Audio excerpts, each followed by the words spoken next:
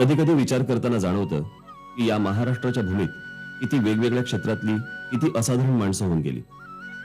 किती संत पुरुष, किती लढवय्ये, किती समाजसुधारक. कित्येकदा असं वाटतं की आपण गणती करायला बसलो तर आपली अख्खी हयात जाईल, पण गणती संपणार नाही. ही गणती कुठल्याही बाजूने करायला सुरुवात केली तरी एक महापुरुष दराखोऱ्यांच्या छाताडावर पाय रोवून आणि आपले विशाल बाहू पसरून साक्षात या महाराष्ट्राच्या नियतीला आव्हान देतो. या महापुरुषाच्या चरित्राकडे पाहताना आपले डोळे दिपून जातात.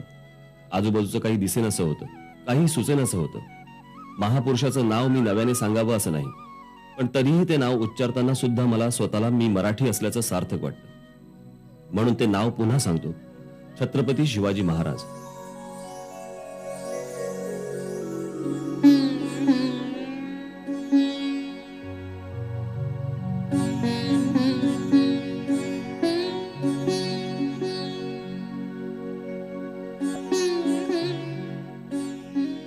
महाराजांचं चरित्र शब्दात सांगणं महाकठीण, कारण त्यात किती पैलू, किती जाणीवा, किती कथा आणि किती मूल्य.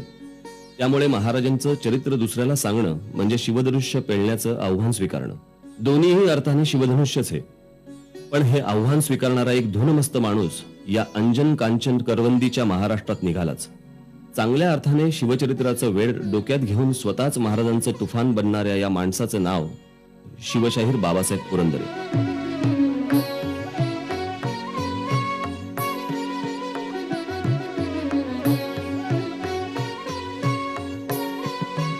माझ्या लहानपणापासून शिवशाहीर बाबासाहेबांचे हे तुफान मी अनुभवत आलोय.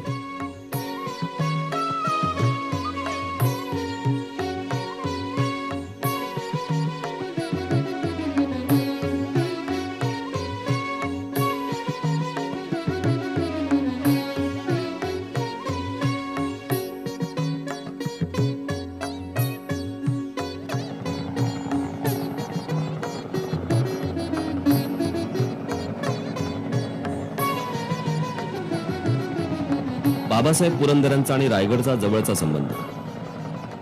मराठी साम्राज्याचा पाया घालणाऱ्या छत्रपती शिवाजी महाराजांची ही राजधानी. शतकांच्या प्रतीक्षेनंतर स्वराज्याचं सिंहासन इथे स्थापन झालं. बाबासाहेबांच्या शिवचैतन्याचे असंख्य आविष्कार जगभर झाले असले तरी रायगडावर मात्र बाबासाहेबांमध्ये जणू साक्षात इतिहास पुरुषाचा संचार होतो.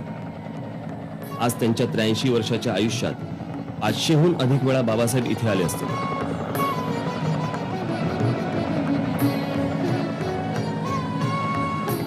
त्यामुळे त्यांचं ह्या हृदयीचं त्या हृदयी जे काही चालतं ते जाणण्याकरता आम्ही हीच जागा निवडली.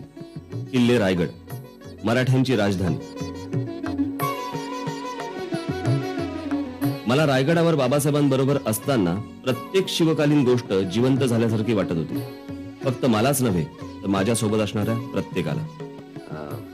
बाबासाहेब, आपण आज आपल्या व्याख्यानांना 50 वर्ष पूर्ण केलीत. 50 वर्ष आपण महाराष्ट्राला, या महाराष्ट्राचा इतिहास सांगत आलात, महाराजांचा इतिहास सांगत आलात. आपल्याला हे करिअर निवडावं असं का वाटलं? अशी कोणती घटना घडली तुमच्या आयुष्यात की या विषयाकडे वळावं असं वाटलं तुम्हाला? माझ्या वडिलांनी लहानपणापासून मला ज्या गोष्टी सांगितल्या त्या इतिहासातल्या सांगितल्या, दागदागिन्यातल्या सांगितल्या, निर्णया घराण्यातल्या सांगितल्या, जंगलातल्या सांगितल्या, जनावरांच्या सांगितल्या, डोंगर, रान, सह्याद्री याच्याही सांगितल्या. आणि त्या सगळ्या गोष्टीचा माझ्या मनावरती असा एक खोल परिणाम होत गेला. पण मी 11 वर्षाचा असताना एक विलक्षण गोष्ट घडली. प्रभात फिल्म कंपनीने सिंहगड नावाचा एक चित्रपट काढला. त्याच्यामध्ये बाबूराव पेंढारकर यांच्यासारख्या अतिशय जबरदस्त ताकदवान कलाकारांना उदयभान राठोड कोंढाण्याचा सिंहगडाचा किल्लेदार म्हणून भूमिका केली होती. आणि तानाजीची भूमिका शंकरराव भोसले या नावाच्या कोल्हापुरातल्या एका कलाकारांनी केली होती. मी त्यांना कधी पाहिलं नव्हतं, त्यांचा माझा काही परिचय नव्हता. पण पडद्यावरती मी पाहिला तो मूर्तिमंत तानाजी मालुसरेच पाहिला. आणि तो चित्रपट मी जेव्हा पाहिला तेव्हा माझ्या मनावरती तो तानाजी इतका एखाद्या खडकात कोरलेल्या शिल्पासारखा उमटला की तो आजही पुसला जात नाही. प्रभात फिल्म कंपनीशी मी अत्यंत कृतज्ञ आहे. आपल्याला एक माहिती का, मला इतिहासा इतकाच प्रभात फिल्म कंपनी आणि इतर कलाकारांचा आणि कलांचा नाद आहे. त्यातही मी रमतो, अतिशय रमतो. म्हणजे ते रमायला लागलं की मला जेवणाची आठवण होते. शंकरराव भोसलेंनी जे तान्हाचं काम केलंय आणि त्याच्यामध्ये केशवराव धायवरांनी शेलार मामाची भूमिका केली, अलौकिक. त्यात तर मी घडलो ना. याचं कोणी भविष्य वर्तवलं होतं का आपलं? नानासाहेब नार्वेकर माहिती आहेत ना, नूतन मराठीचे ते मुख्याध्यापक होते. असे मी भावी स्कूलचा विद्यार्थी. नूतन मराठी आणि भावी स्कूल याच्यामध्ये फार फरक नाही. आमच्या शाळेची टिंगल तर लोक असं करत असत, नापास मुलांची शाळा. पण त्या शाळेमध्ये मी शिकत होतो.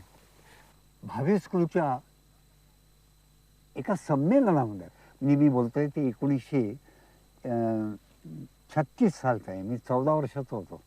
आणि त्यावेळेला मी एक छोटासा 3 मिनिटाचा असा उतारा पाठ केलेला होता. चक्क कवितेसारखा पाठ केला होता, गद्य उतारा होता.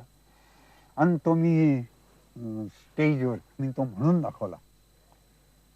तो ऐकला आणि प्रेक्षकामध्ये बसलेले पाहुणे म्हणून आलेले नूतन मराठीचे मुख्याध्यापक नानासाहेब नारळीकर ते चटकन आत आले. नानासाहेब नारळीकर म्हणजे एखाद्या पर्वताचं शिखरच होतं माझ्या पुढे. आणि मी एवढा झुरळ. त्यांनी 2 माझ्या दंडानं असं धरलं आणि असं उचललं आणि ते म्हणले, अरे खूप अभ्यास कर, खूप खूप शिक, खूप मोठा होशील. एका शिक्षकाने दिलेली प्रेरणा. की मला स्वतः शिकवायला नव्हते.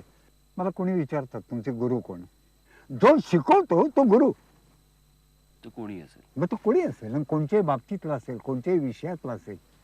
एकदा माझ्या वडिलांनी मला पर्वतीला नेलं आणि पर्वतीला सोन्याच्या मूर्ती होत्या, गणपतीची एक आणि पार्वतीची एक, अतिशय मौल्यवान. माझ्या त्या वयामध्ये मला एक मूर्ती अशी काही उचलून हातात धरता आली नाही. 1200 तोळे असे ते असं वजन. आणि त्या मूर्ती जेव्हा हातामध्ये घेतली त्यावेळेला तिने असं वडिलांनी असं म्हटलं की या मूर्तींची स्थापना 200 वर्षापूर्वी अमक्या दिवशी इथे झाली. तुमचे माझे पूर्वज इथं हजर होते. ह्या एका गोष्टीचा माझ्या मनावरती इतका परिणाम होऊन गेला की ही मूर्ती आज मी हातात घेतोय, सोन्याची मूर्ती आहे, ती पुढे चोरीला गेली. परंतु ती मूर्ती माझ्या पूर्वजांनी पण पाहिली आहे किंवा हातात घेतलेली आहे, मी आज ती घेतोय. ते एक परंपरेचा असा प्रवाह नकळत माझ्या रक्त वाहिन्यामध्ये तो प्रवेश करीत होता. माझी जर प्रेरणा कुठे असेल ना, ते अशा लहानशा छोट्या मोठ्या गोष्टीत नाही. बाबासाहेबांनी इतिहासकालीन छोट्या मोठ्या गोष्टी जमवण्याकरता अनेक गड किल्ले कित्येक वर्ष पालथे घातलेत. अनेक इतिहासकालीन सरदारांच्या वंशजांच्या विनवण्या केल्यात. बाबासाहेबांचं घर म्हणजे अशा इतिहासकालीन वस्तूंचा मोठा खजिनाच आहे. गेली अनेक वर्ष मी बाबासाहेबांसोबत तो बघत आलोय.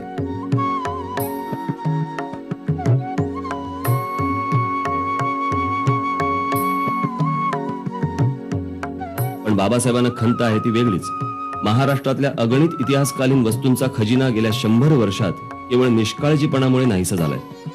सामान्य माणसांच्या मनातल्या या ऐतिहासिक ठेव्याबद्दलची अनास्था आणि औदासिन्य याबद्दल बाबासाहेब पोटतिडकीने बोलतात. त्यांच्या लहानपणी त्यांनी पाहिलेल्या मूर्तीच्या चोरीबद्दल मी त्यांना विचारलं. ती स्वातंत्र्यपूर्व काळात गेली चोरीला की आत्ता गेली चोरीला? नाही, ती त्याच वेळेला गेली. आमचे देव चोरांना लवकर पावतात. पूर्वी ते संताजी घोरपड्यांना, पहिल्या बाजीराव पेशव्याला आणि शिवाजी महाराजांना पावत होते. आता ज्या चोऱ्या होत्या, पर्वतीला चोरी झाली, आमच्या देवस्थानात चोरी झाली, जेजुरीला चोरी झाली, अशी प्रतापगडला चोरी झाली. शिवाजी महाराजांनी भवानी देवीला अर्पण केले ते एवढे अप्रतिम उत्कृष्ट दर्जाचे दागदागिने राज्याभिषेकापूर्वी जे अर्पण केलेलं की ज्याची आजच्या किमतीप्रमाणे किंमत तर कोटीमध्ये भरेल. यादी पाहिजे असेल तर एखादी यादी देता येईल. कारण चोर सापडले, चोरी सापडलेली, पण ते चोरीला गेले. असे कसे गेले? असे कसे जाऊ शकतात? आणि अशा अनेक देवस्थानाच्या चोरी झाल्या का? त्याच्याकडे आपण त्या दृष्टीने पाहिलं नाही. त्या आमचं अमौलिक मन गेलं. आणि मला आठवतं का, इंग्लंडच्या राजाला किंवा राणीला राज्याभिषेक करताना खाली काहीतरी एक दगड ठेवतात म्हणे. तो परंपरेने चालत आलेला आहे. साधा दगड आहे म्हणे, का फरशीचा तुकडा असं काहीतरी आहे. आणि तो पुढच्या काळात पुढच्या काळात म्हणजे या गेल्या 60-70 वर्षे पूर्वीच्या काळात तो नाहीसा झाला. सगळं राष्ट्र बेचैन झालेलं. आणि हजरत बलची कथा तर आपल्या कानावरती आलेलीच आहे. मग इतकी जर सामाजिक जागृती लोकांच्या मध्ये, ऐतिहासिक वस्तू, वास्तू, ऐतिहासिक स्मरण पानं ह्याच्याबद्दल जर असू शकते जगात, तर आम्हीच कसे असे करंट आहे की एवढा अलौकिक इतिहास परमेश्वराने आमच्या वाट्याला दिला, आम्ही निर्माण केला, आणि आम्हाला मात्र त्याचं स्मरण होत नाहीये.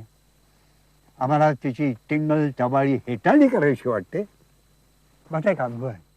मी ह्याच्यामध्ये होतो, लंडनला होतो, काय अभ्यास करत होतो. त्यावेळेला मी घाईघाईने पत्र पूर्ण केलं, पाकिट केलं, पाकिटावर तिकीट नव्हतं. पोस्ट समोरच होतं, मी जिथे राहत होते तिथे. तिथे तिकीट बिकीट विकण्याकरता एक कॉलेजमधली मुलगी, बहुतेक पार्ट टाइम सर्व्हिस म्हणा ती करत होती, ती बसलेली होती, इंग्लिश होती. मी गेलो, अगदी आता पोस्ट म्हणजे क्लिअरन्सची वेळ होती, उघडणार होते पेट्या. तेवढ्यात मी गेलो, म्हटलं आत्ता जर माझं पत्र पडलं तर आत्ता लवकर जाईल, पण तिकीट लावायचं राहिलं होतं. मी घाईघाईने गेलो, त्यांना मी ते पैसे दिले, तिकीट घेतलं त्या राणीच्या शिक्क्याचं. आता जी राणी आहे तिथंच तिकीट ते मी घेतलं आपल्या भारतीय पद्धतीप्रमाणे. ते चिकटवलं आणि मी त्यांना त्या मुलीला ते पाकिट दिलं तिथंच काउंटरवर. आणि मी म्हटलं हे एवढं त्यात आता जमा होईल ना? तर ते म्हणले बा तुम्ही काही काळजी करू नका, होईल. मी ते दिलं, तिला थँक्यू म्हटलं आणि मी परत फिरलो. 2 पावलं पाठीमागे आलो असेल तर तेवढ्यात तिने मला हाक मारली, मिस्टर. मी वळलं, पाहिलं, परत तिथे गेलो. मी तुला म्हटलं काय? तेव्हा ती म्हणाली ती दुरुस्त करा. मी पाहिलं काय झालं? बरोबर आहे, पैसे बरोबर आहे, तिकीट बरोबर आहे, किंमत बरोबर आहे. आणि मी तिकीट पाहिलं, ते राणीचं तिकीट त्या घाई गर्दीमध्ये चुकून उलट लागलं होतं. त्याची म्हणली ते दुरुस्त करा. ओलं ओलं होतं, अंगठा लावला आणि फिरवलं तर राणीचं डोकं जाग्यावर आलं.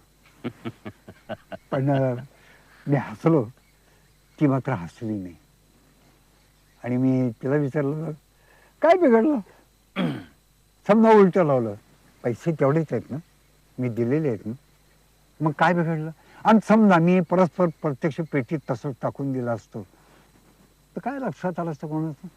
तर ते म्हणजे मला सगळं लक्षात येते, पण माझ्या डोळ्यात देखत माझ्या राणीचा अपमान होत आहे, माझ्या राष्ट्राचा अपमान होत आहे, ते मला बरोबर वाटत नाही. म्हणून मी तुम्हाला सांगितलं, बाहेरची माणसं येतात आणि आमची स्तुती करतात.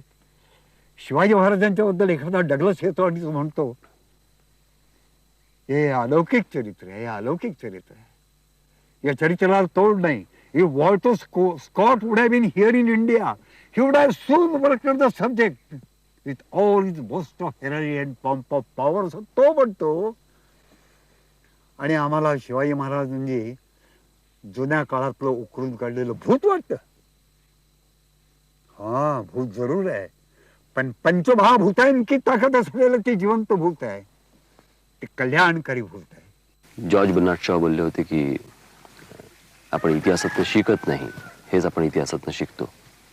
आपण खरंच काही शिकलो का इतिहासावरनं? हा समाज काही शिकला का, की फक्त एक मनोरंजनाचं साधन म्हणून याच्याकडे बघितलं? मनोरंजनाचं चांगलं साधन म्हणून जरी पाहिलं असतं ना, आमचे नेमके गुण आणि नेमके दोष जरी आम्ही मनोरंजनाच्या दृष्टीने लोकांच्या पुढे ठेवले असते, सांगितले असते, दाखवले असते नाटकासारखे, तरी या समाजाला खूप शहाणपण आलं असतं. पण त्यांनी इतिहासाकडे एक कित्येकदा तर चेष्टा कुचेष्टा टवाळी, कधी व्यक्तीची तर कधी समाजाची, या दृष्टीने इतिहासाकडे पाहिलं आणि त्यामुळे नुकसान झालं. आता बर्नार्ड शॉ हा एक इंग्लिश मनुष्य, जागृत देशातला मनुष्य सुद्धा हे म्हणतो की इतिहासातून काहीच शिकत नाही, हेच आम्ही इतिहासातून शिकतो. मग त्या त्रैवार्षिकामध्ये आम्ही कुठे होऊन बसू? आम्ही तो शून्यात जाऊ. आम्ही इतिहासात तर काहीच शिकलो नाही. एक साधं उदाहरण आहे डोळ्यापुढे की अलेक्झांडर पासून त्याची शेवटी अब्दालीपर्यंत, इतकंच नव्हे इपीच्या फकीरापर्यंत. इपीचा फकीर नावाचं एक प्रकरण ब्रिटिश काळामध्ये होऊन गेलं. तिथपर्यंत सारख्या हिंदुकुश आणि खैबर खिंडे ह्या बाजूने आमच्यावरती स्वाऱ्या येत आहेत, हल्ले येत आहेत. पेशव्यांना याची जाणीवच आहे, शिवाजी महाराजांना होती.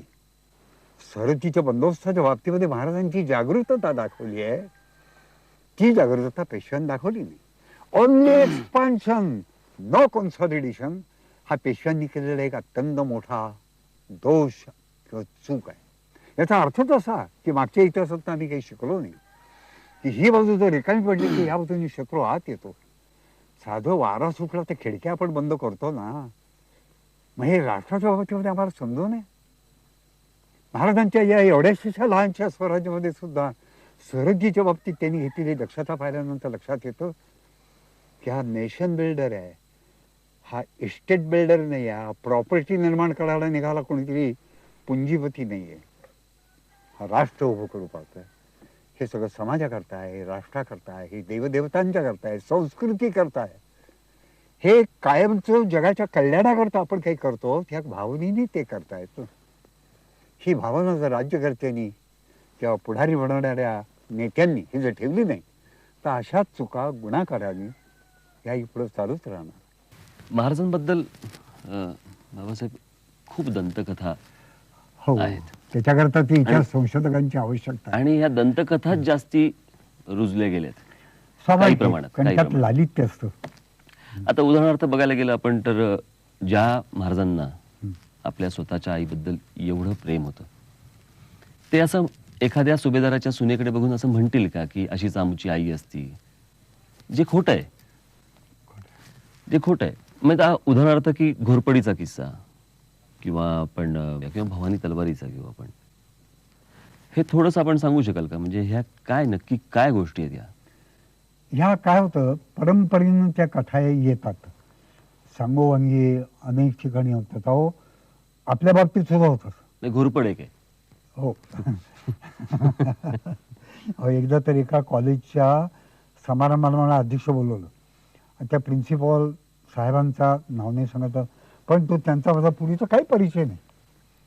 परंतु प्रास्ताविक भाषण करायला प्रिन्सिपॉल उभे राहिले. ते म्हणाले, साक्षात मूर्तिमंत इतिहासाचा हा पुरुष आहे. माझ्याकडे हात करून, लग्न नाही, कार्य नाही, संसार नाही, काही नाही, सगळं आयुष्य इतिहासाला बाहेर.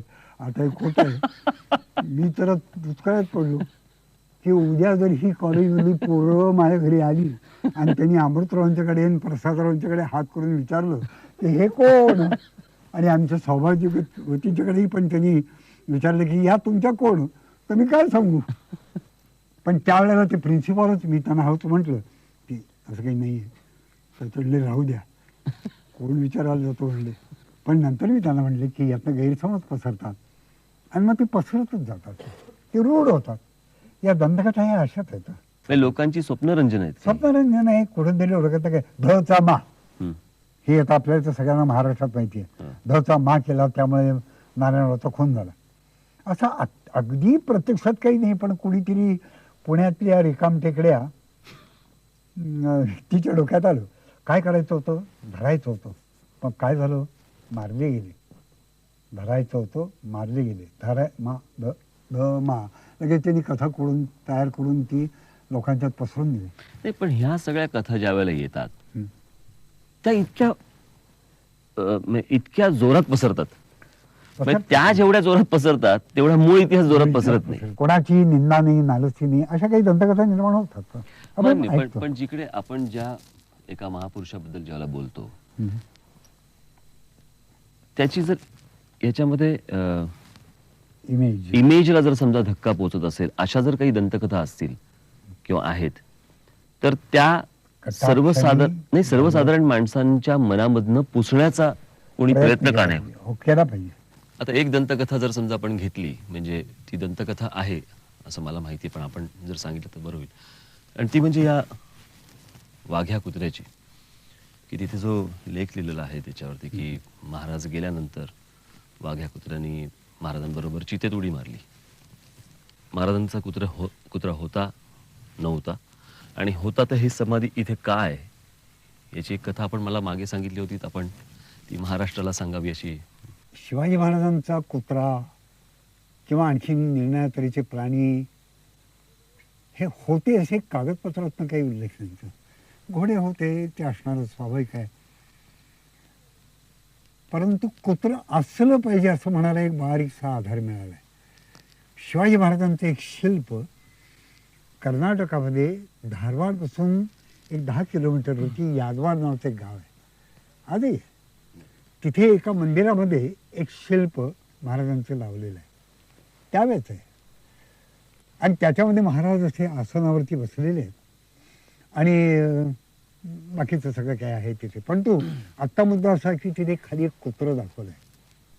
एक कुत्रं बसलं आहे त्या आसनाच्या खालच्या बाजूला. त्या कुत्रा असेल आणि कदाचित शिवाजी महाराजांच्या नंतर तो महाराजांचा वियोग, आपला मालक गेला आपला, ह्या दुःखामध्ये ते कुत्रं मेलंही असेल. लोकांनी मग त्याचं आणखीन काहीतरी करून त्याला असं थोडंसं नाटकी म्हणा किंवा नाट्यमय म्हणा असं रूप दिलं. पण या समाधीची कथा काही वेगळीच आहे. या ठिकाणी एक पहिला एक बारीकसा चौथार असा होता. तो बारीकसा दिसतोय थोडा, बरं काही नव्हतं. हे जे बांधकाम आहे हे सगळं 1926च्या 30च्या अशा काळात ते केले गेलेलं आहे. शिवाजी रायगड स्मारक मंडळ म्हणून जे होतं त्यांनी ते केलेलं आहे. पैसा नव्हता. बरं, शिवाजी महाराजांना तो जो काळ होता तो फारसा महाराष्ट्रामध्ये तसा गाजावाजाचा म्हणा किंवा असा अतिलोकप्रियतेचा असा तो नव्हता. त्यावेळेला काही परिस्थिती असते, त्यामुळं निधी जमवणं ही मोठी अवघड गोष्ट झाली होती. पुन्हा मंदीचा काळ, ब्रिटिशांचं राज्य, प्रयत्न चाललेला होता. राजे लक्ष्मणराव भोसले नागपूरचे, पुण्याचे गुंजाळ, तात्यासाहेब केळकर, नचिन केळकर, दादासाहेब कर्णिकर, ही सगळी मंडळी प्रयत्न करत होती. पैसे जमवायचे, काम करायचं आणि एकदम कुठून 4,000 5,000 कुठून आणायचे. आणि म्हणून या सगळ्या कार्यकर्त्या मंडळींच्या, शिवाजी रायगड स्मारक मंडळाच्या मंडळींच्या मनात एक कल्पना आली की आपण काही मंडळींना आवाहन करू. त्यावेळेला जे इंदोरचे महाराज होते त्यांच्याकडे आपण त्यांना आवाहन करू. केलं आणि त्यांनी ताबडतोब उत्तम प्रतिसाद दिला आणि असं सांगितलं की मी या कार्याला सुमारे 5,000 रुपये, 5,000 रुपये म्हणजे फार मोठे आहेत त्या काळात, पण 5,000 रुपये मी देईन. या संस्थेत टिळक पण होते. टिळक होते, पण टिळक 1 ऑगस्ट 1920 या दिवशी मरण पावले. हे जे मी बोलतोय ते पुढच्या काळात बोलतो, 29-30 1930 या काळात बोलतो. तेव्हा ही सगळी मंडळी ही इंदोरला गेली. महाराजांनी आपल्या सेक्रेटरीच्या मार्फत त्यांना निरोप पाठवला इंदोरमध्येच. किंवा माझ्या लक्षात आहे, माझ्या मनातही आहे, पण मी यावेळेला अतिशय सचिंत आहे, मी दुःखी आहे. का? त्या ते म्हणाले की महाराजांचा एक अत्यंत आवडता असा एक कुत्रा होता आणि तो नुकताच मरण पावला. 5,000 रुपये त्यांच्याकडे पाठवले आणि अशी आपली मानसिक मनातली इच्छा व्यक्त केली तेव्हा रायगडावरची आपण ह्याच्यातलं काय खर्च करायचे ते करा, पण माझ्या मनातला माझा कुत्रा आहे, त्या कुत्रा या विषयाच्या संदर्भात जर काही जर होऊ शकत असेल संलग्न तर ते केलं तर मला बरं वाटेल. काही वावगत होतं, स्वाभाविक होतं.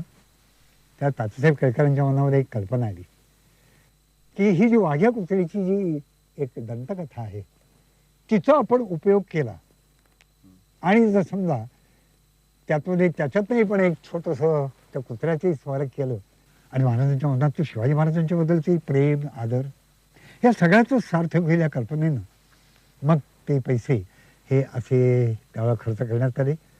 हे काम पूर्ण करण्यात आलं आणि ती पण मूर्ती त्या कुत्र्याची. ते शिल्प परदेशी आहे असं म्हणतात. हो, काय झालंय त्यावेळेला कुत्रं तयार करून घेणं हे पुन्हा खर्चाचं काम होतं. तेव्हा आपले जे शिल्पकार करमरकर होते त्यांच्याकडे गेले. करमरकरांनी तो पुण्याचा पुतळा त्यांनीच केला ना. त्या करमरकरांच्याकडे ज्यावेळेला ही मंडळी गेली की आम्हाला असं केलं, त्यांनी दाखवलं हे पाहिजे तयार आहे, याचं तुम्हाला जे आवडतं ते घेऊन जा. तो तयार केलेला पुतळा त्यांच्याविषयी कुत्र्याचा होता, तो त्यांनी आणला आणि ते इथं बसला. ते आगीत उडी मारले वगैरे ते अतिशयोक्ती. इतिहासकार म्हटला की तो स्वभावाने गंभीर असावा असा समज आहे. उपरोधाने, मिश्किलपणे किंवा विनोदाने बोलण्याचं या मंडळींना वावडं असतं असंही मानलं जातं. पण मी बाबासाहेबांना अनेकदा मिश्किल किंवा विनोदी प्रश्न विचारले आहेत. बाबासाहेबांची उत्तरही थोडीच थोड मिश्किल असतात. पण बाबासाहेब हा मिश्किलपणा किंवा उपरोध निर्विष करण्याचा सावधपणा बाळगतात. एका अर्थाने ते प्रश्नांना पूर्णच उरतात. एक मिश्किल प्रश्न आहे. आपण 50 वर्ष आज आपण व्याख्यान देत आहे शिवाजी महाराजांवरती. कधी असं वाटलं का की आपण स्वतः शिवाजी महाराज आहोत, आपला परत जन्म झालेला आहे आणि असा कधी भास झालाय किंवा शिवचरित्र सांगताना शिवचरित्र कधी आपल्यावरती असं कधी स्वार झालंय? असं कधी झालं नाही, पण आत्तापर्यंत आणखीन एक काही प्रश्न मला विचारतात लोक. तो असा की स्वप्नात तुम्हाला शिवाजी महाराज दिसले, एकदाच फक्त दिसले, आणि तेही इतके की ते सेकंदात सांगायचं झालं तर मला वाटतं बहुतेक 10 ते 12 सेकंद ते दिसले. काय बोलले? ते शाहिस्ते खानच्या वेळेला म्हणजे अंतर्मन कसं जागा असतं त्याचा मला त्यावर प्रत्यय आला. शाहिस्ते खानवर छापा घालण्याकरता महाराज जेव्हा त्या लालमहालात शिरले त्यावेळेला, आता मी तर मला तर माहिती आहे ना पुढे काय घडलं, आधी काय घडलं, मग काय झालं, तर तेव्हा मला ते जाणवतंय की आता आपण चाललो, आता ते खंडारापाशी आलो. आता आतमध्ये गेल्यानंतर त्या ठिकाणी ते लोक झोपलेले आहेत, तर झोपलेल्या लोकांनाही ठार मारावं लागणार आहे ह्यात आम्हाला इतिहासकार सगळं माहिती म्हणून मला माहिती आहे, पण ते माझ्या मनात त्यावेळेला जाणवत होतं मला. आणि जेव्हा त्या अशा त्या भिंतीला पाडलेल्या खिंडारापाशी आम्ही येऊन पोचलो स्वप्नात, त्या महाराज इतकंच म्हणाले, आत म्हणजे आत चला. आणि मी आत गेलो, पण दचकून जागा झालो. का तर ते आता 13 लोकांना आपल्याला ठार मारण्याचं काम. आपल्या बाबासाहेब, आपल्या पत्नी फ्रेंच शिकलेल्या आहेत, त्यांना फ्रेंच भाषा येते. आपल्या कन्या, त्यांना पण फ्रेंच भाषा येते. त्या मला असं वाटतं शिकवतात देखील, हो. लेक्चर्स पण देतात. हो.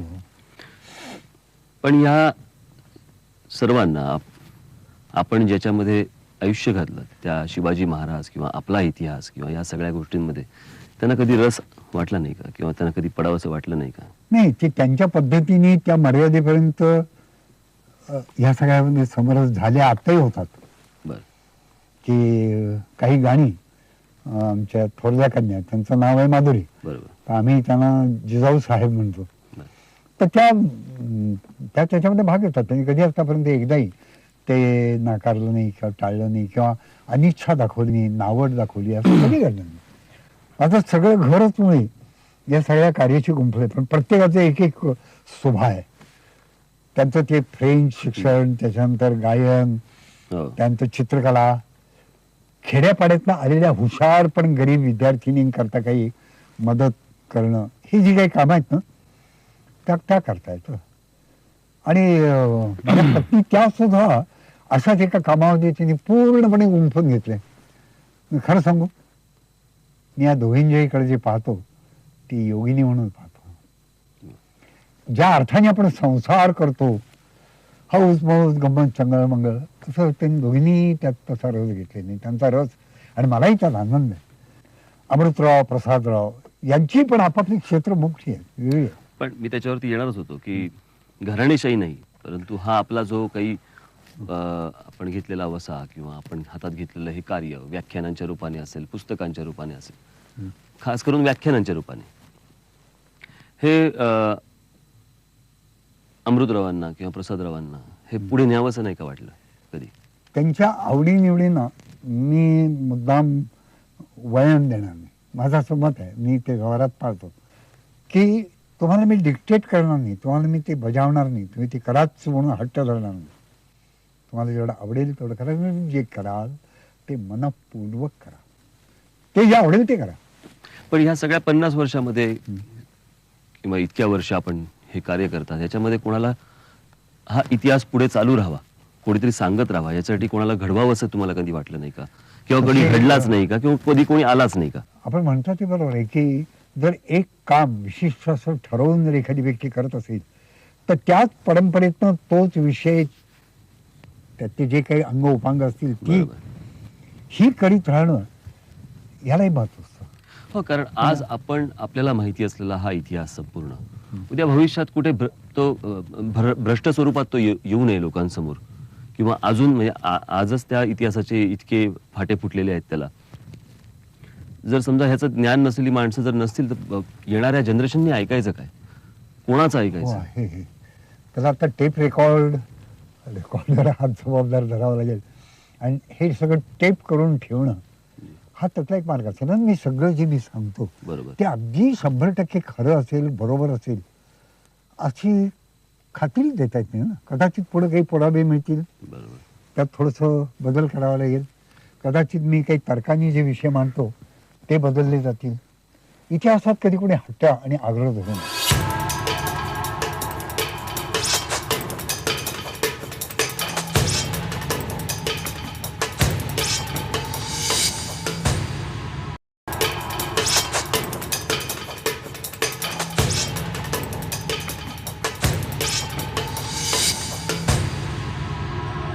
आणि इतक्या प्रवासामध्ये असं कधी कोणी तुम्हाला समोर आढळला का माणूस की तुमच्याकडे एवढी लोक येतात, हो. भेटतात, त्याच्यामध्ये कोणामध्ये असा स्पार्क तुम्हाला दिसला का?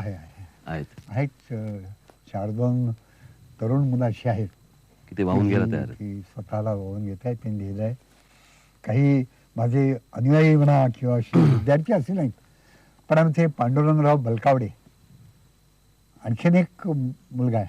आता पांडुरंगराव बलकावडे हे उत्कृष्ट संशोधक आहेत. म्हणजे मोडी कागद वाचणं, त्याची संगती लावणं, कारण ते फार अवघड काम आहे. हो.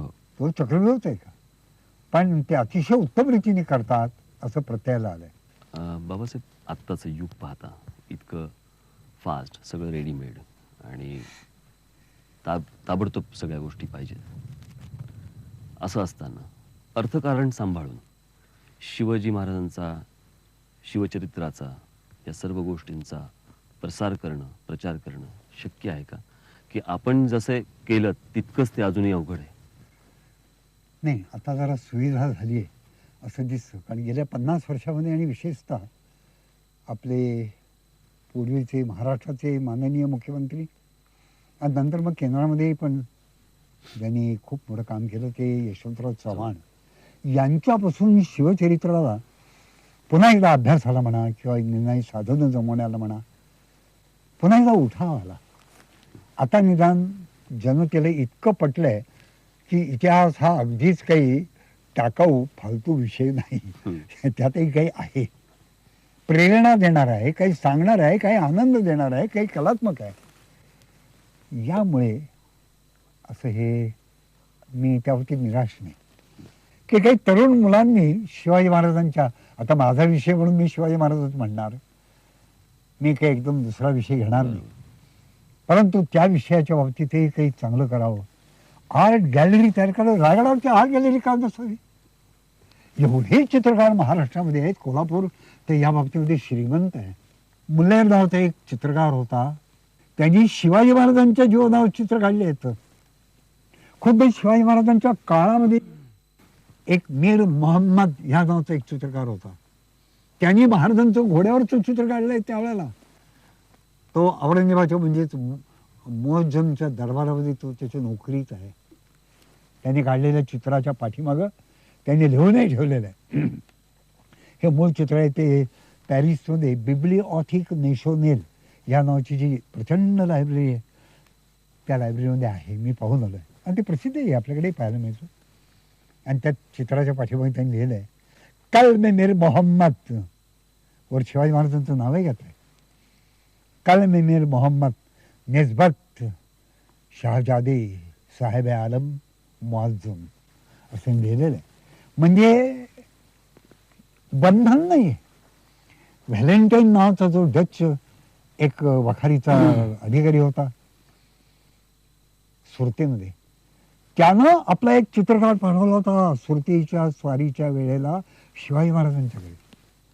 त्यांनी एक शिवाजी महाराजांचं चित्र काढलंय. आज ते हेकच्या आर्काईव्हमध्ये आहे. मी प्रत्यक्षही पाहिलंय आणि आपल्याकडे ते प्रसिद्धही झालंय. त्या चित्राच्या खाली लिहिलेलं आहे. म्हणजे स्पेलिंग प्रमाणे उच्चार करायचा झाला तो असा होईल, डेन हेअर सेडवाजी असा त्याचा उच्चार होईल. पण आपल्याकडचा इतिहास पाहायला परदेशी जावं लागतं. हे मगाशी मला आठवतंय राजे, आपण म्हणालात की आज आम्ही शिवचरित्र जे कोणी सांगतो, मग कोणी सांगणार असेल, अनेक अभ्यासक आहेत, सांगतात, लिहितात. त्याच्यामध्ये जवळजवळ 70% मटेरियल किंवा ज्याला आपण आधार म्हणतो, डेटा म्हणतो, तो बिन मराठी माणसांच्याकडनं आपण गोळा केलेला आहे. म्हणजे त्यांनी त्यावेळेला काय जे लिहून ठेवलं, मग त्यात पर्शियन आहेत, त्यात पोर्चुगीज आहेत, त्याच्यामध्ये अरबी आहेत, थोडेफार इंग्लिश तर आहेतच आहेत. म्हणजे मराठी माणसाची परंपरा ही अजून चालूच आहे, तशीच्या तशीच. असंच आहे. आमची तो रीत ऐसी की गगना एवढे केले तरी तळ्या एवढे न लिहावे. हे नाना फडणवीसाचा किंवा पेशवेचा त्यावेळेचा एक वकील होता, गोविंदपन काळे म्हणून, हैदराबादला. त्यांनी आपल्या पत्रात ते लिहिलंय की आमच्या लोकांनी पराक्रम खूप गाजवला पण काही लिहून ठेवलं नाही. त्यात हे त्या पत्रात हे वाक्य आहे, आमची रीत तो ऐसी की गगना एवढे केले तरी तळ्या एवढे न लिहावे. आपण मग आम्ही काय करावं आता, आम्हाला काही कळतच नाही की या सरदारांनी, या जहागीरदारांनी किंवा या सेनापतींनी काय केलं, का मार खाल्ला, काय जय मिळवला. नाही, मलाही पण एक वाटतं बरं का. तर आपल्याला कसं वाटतं की एवढे मोठे अलौकिक चमत्कार म्हणता येईल, मिरॅकल, असे पराक्रम, अशा कृती, अशी कारस्थानं शिवाजी महाराजांनी केली ना. महाराजांनी काय लिहून ठेवू नये, का लिहिलंय पण सापडलं नाही, काय झालं. आपल्या एका व्याख्यानामध्ये आपण असं म्हटलं होतं की शिवाजी महाराजांचा इतिहास म्हणजे सामान्य माणसांनी उभा केलेला एक असामान्य इतिहास. अगदी खरं आहे. आजची परिस्थिती पाहता स्वयंभू काही एकूण नेतृत्व आणि सर्वच बाजूने तर स्वतःला असामान्य आहोत असं एक स्वतःच भासवून सामान्य इतिहास घडवताना दिसत नाहीत का. मोठा अवघड प्रश्न. मला एक जाणवतं की आपण सगळेजण आता जनतेमध्ये वावरतो, त्यावेळेला तरुण मंडळी की जी ज्यांचं अजून कर्तृत्व खरं उदयाला यायचंय, जगाला दिसायचंय, ती मंडळी जेव्हा स्वतःची योजनापूर्वक पोस्टर्स लावून किंवा अशा पद्धतीने जाहिरात करतात, त्यावेळेला असं वाटतं की थांब रे मुला, थांब, अजून जरा मोठा हो, कर्तृत्व गाजव, आपोआप प्रसिद्धी तुझ्या मागे येईल. सध्या सिद्धीच्या मागे लाग. आम्ही सिद्धीच्या मागे लागत नाही, आम्ही प्रसिद्धीच्या मागे लागतो. बुद्धीच्याही नाही. मगाशी हा विषय मी जेव्हा सुरू केला बाबासाहेब, त्यावेळेला आपल्या मुलांपासून हा विषय सुरू केला होता. आपण मगाशी म्हणालात की मी कधी त्यांना डिक्टेट केलं नाही कुठची गोष्ट, मान्य, पण मुलांच्या वाढीमध्ये आपला हातभार किती. माझ्या भटकेपणामुळे आणि खरं आज जी आमची मुलं, आणि माझ्या दृष्टीने आता मी बाप असल्यामुळे अधिकारवाणीने सांगू शकतो की माझी मुलं हुशार आहेत, शहाणी आहेत, नम्र आहेत, खानदानी आहेत. आपल्यासमोर की बाहेर पण सर्वच. मी त्याला पुरंदरेपणा म्हणतो, तो त्यांच्यामध्ये दिसतो मला. ह्याचं जे श्रेय कोणाला असेल ना, तर ते श्रेय त्यांच्या आईनं आहे. हे मी नम्रतेनं घरी गेल्यानंतर बरं वाटावं अशा भावनेने बोलत नाही, मी खरंच बोलते, मी प्रामाणिकपणे सांगतो. व्यक्तिशः मी भाग्यवान आहे, माझं घराणंही पण भाग्यवान आहे. आपल्या या उपक्रमामध्ये आपण इतकी वर्ष काम करताय, याच्यामध्ये सुरुवातीपासूनचे आपल्या बरोबरचे सहकारी कोण. खूप आहेत. नाही असतील खूप, पण अगदी म्हणजे की तुम्ही कुठेही गेलात तरी ते बरोबर आहेतच ज्या आजपर्यंत. म्हणजे प्रतापराव हो, गेली जवळजवळ 35 वर्ष त्यांची सावली आणि माझी सावली वेगळी शोधता येणार नाही असे माझ्या बरोबर वाटत आहेत. मी काही सांगितलं, काही करायचं म्हटलं तर पहिल्याबरोबर म्हणजे हाक मारायच्या आधीच ते हजर असतात, त्यांनी ओ दिलेली असते. अशी मंडळी आणखीनही आहेत. वेगवेगळ्या क्षेत्रात काम, जीवनात क्षेत्रात काम करणारी आहेत. डॉक्टर रवींद्र लोहकरे, ते डॉक्टर आहेत, ते पुण्यात एक उत्तम दर्जाचे सर्जन आहेत. पण जरी लोकांना सांगितलं किंवा रायगड आणि शिवाजी महाराज आणि आणखीन काही कामं जे काही आम्ही उपद्व्याप म्हणा, उद्योग म्हणा जे करतो ना, त्याच्यामध्ये डॉक्टरांचा न बोलता ते फार कमी बोलतात. पण त्यांचा प्रत्येक वेळेला अतिशय मोठा सहभाग असतो, सहकार्य असतं. जगदीशराव चव्हाण या नावाचे एक इंजिनियर आहेत, ते आमच्या ह्या सगळ्या कामात विशेषतः त्यातल्या त्यात आम्ही कल पाहतो की याचा कल चित्रकलेकडे आहे.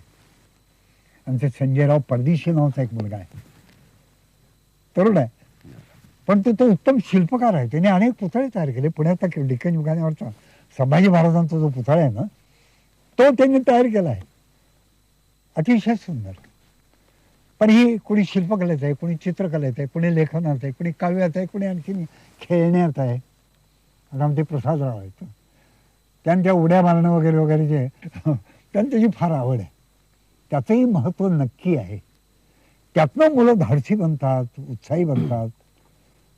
उत्कृष्ट रायडिंग करणारी आज पुण्यामध्ये प्रसादरावांच्या सारखी किंवा प्रतापरावांच्या सारखी आज कमीत कमी 100 मुलं आणि मुली पुण्यात आहेत. जे आपल्याला माहित नाही ते माहित नाही असं स्वच्छ शब्दात सांगणाऱ्या बाबासाहेबांना त्यात कधीच कमीपणा वाटला नाही. याचं कारण ते आपल्या वयाच्या विशीत ज्ञानाची स्पर्धा करायला निघालेच नव्हते. त्यांची स्पर्धा होती ती सह्याद्रीच्या डोंगरदऱ्यांशी. या डोंगरदऱ्यात जो 350 वर्षापूर्वी स्वातंत्र्याचा अंश विखुरलेला होता तो बाबासाहेबांनी उभी हयात कण कण गोळा केला आणि आपल्या सर्वांवरती उधळून दिला. पण प्रश्न मात्र असा आहे की तो अंश आपण किती गोळा केला. मार्शल स्पिरिट हे महाराष्ट्राचं एकमेव स्पिरिट आहे. युद्ध हा त्याच्या रक्तात भिनलेला विषय आहे.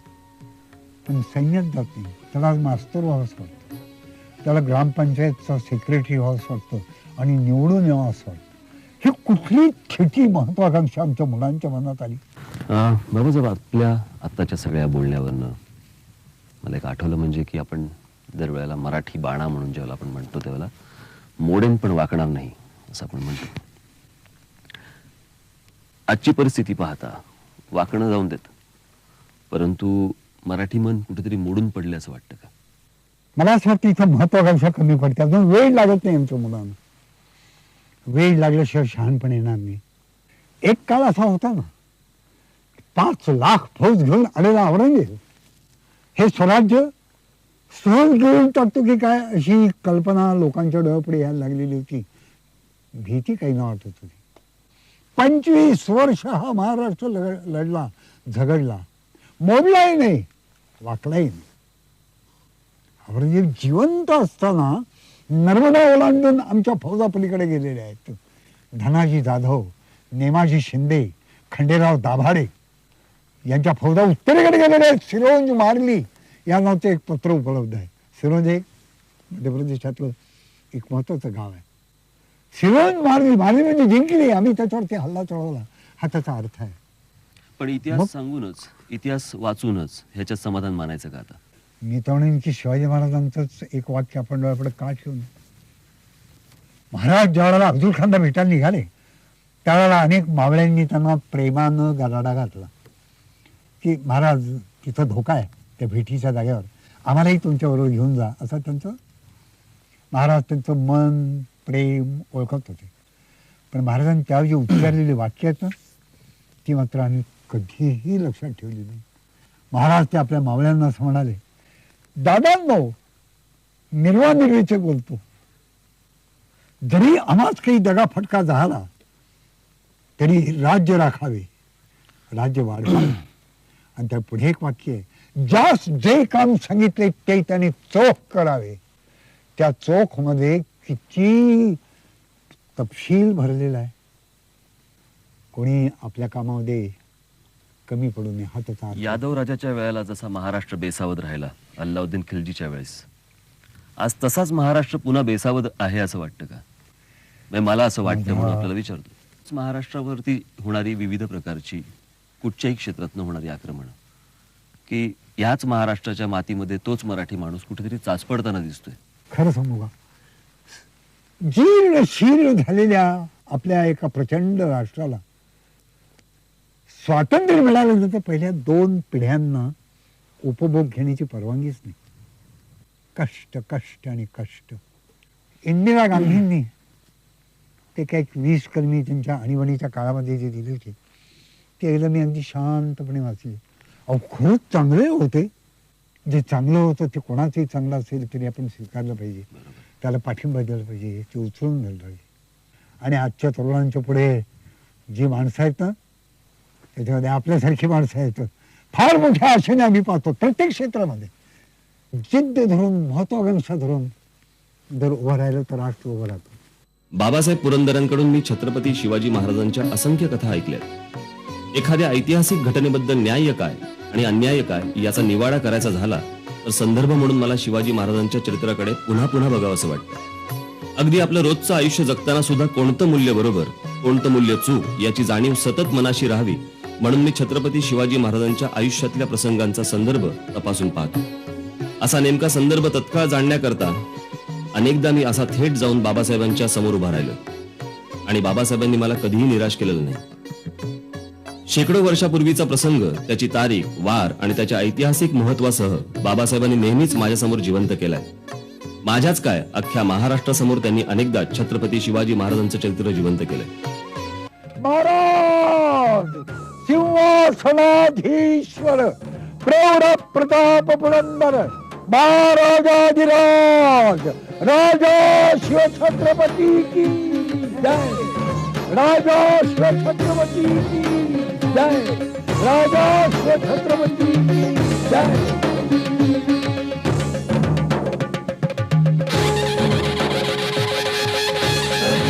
चंद्र वर्धिष्णुर्विश्ववन्दिता